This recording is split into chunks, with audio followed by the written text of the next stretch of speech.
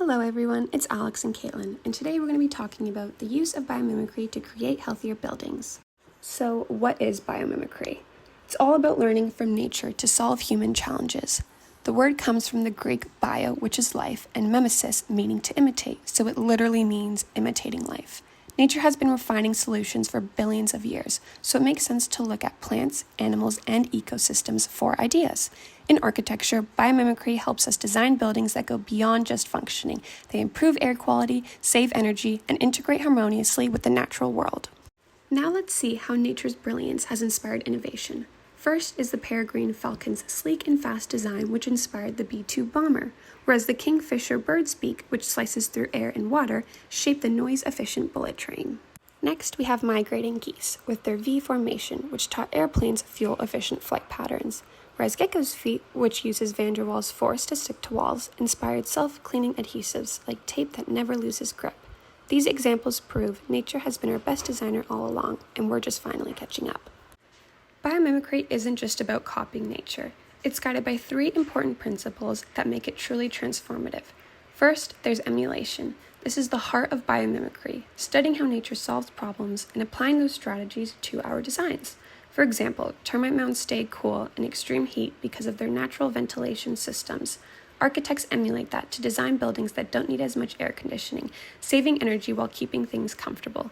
Next is ethical framework. Biomimicry reminds us that we're borrowing from nature, so we have a responsibility to give it back. Think of it as designing in ways that actually benefit ecosystems, like adding green roofs to cities to support pollinators or using sustainable materials that don't harm the planet.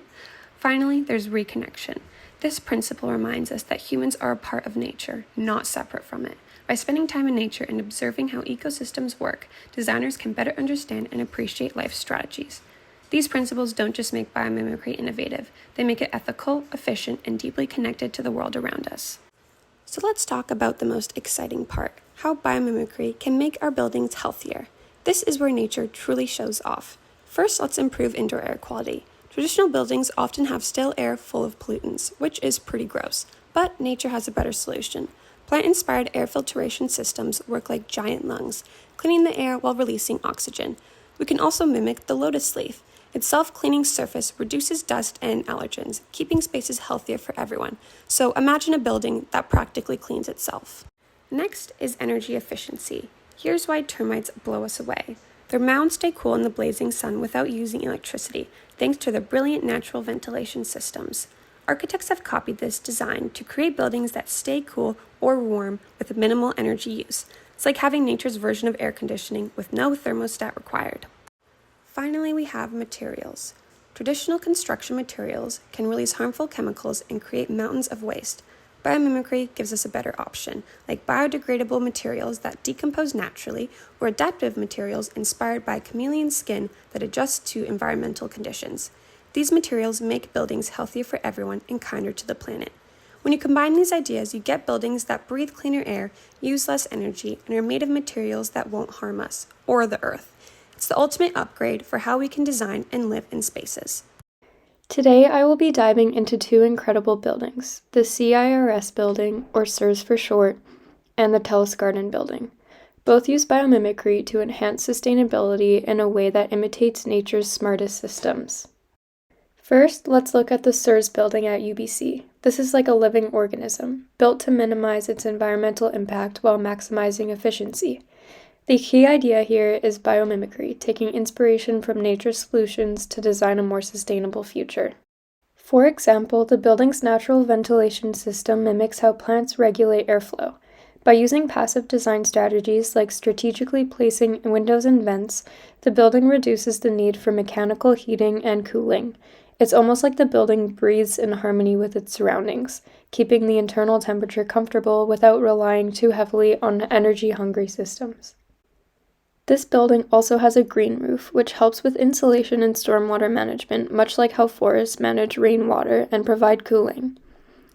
The building uses its own waste products, such as rainwater for irrigation, promoting a closed-loop system where nothing goes to waste. Next up is the Telus Garden building, which also incorporates biomimicry in its design. One standout feature is the energy-efficient design, which is inspired by the way organisms like birds regulate body heat. The building uses a heat recovery system that is similar to how animals exchange heat to conserve energy. This system reduces the need for extra heating or cooling, helping the building use less power. The Terrace Garden building also has an incredibly energy-efficient facade, with glass that has a special coating to prevent overheating. It's inspired by how natural materials like leaves adapt to sunlight. The exterior design is meant to allow just the right amount of light in without letting too much heat, helping to maintain a comfortable indoor environment while saving on energy costs. Like the Sears building, the Terrace Garden building also uses smart water management strategies, like rainwater harvesting, which is inspired by natural ecosystems where water is collected and reused efficiently. It's all about reducing the strain on local resources and minimizing waste. These two buildings show us how we can learn from the natural world and apply those lessons to make our buildings smarter, more energy efficient, and less wasteful. From the way they use air, water, and heat to the materials they choose, both Sears and Terrace Garden are great examples of how innovation can mirror nature's brilliance for a more sustainable future.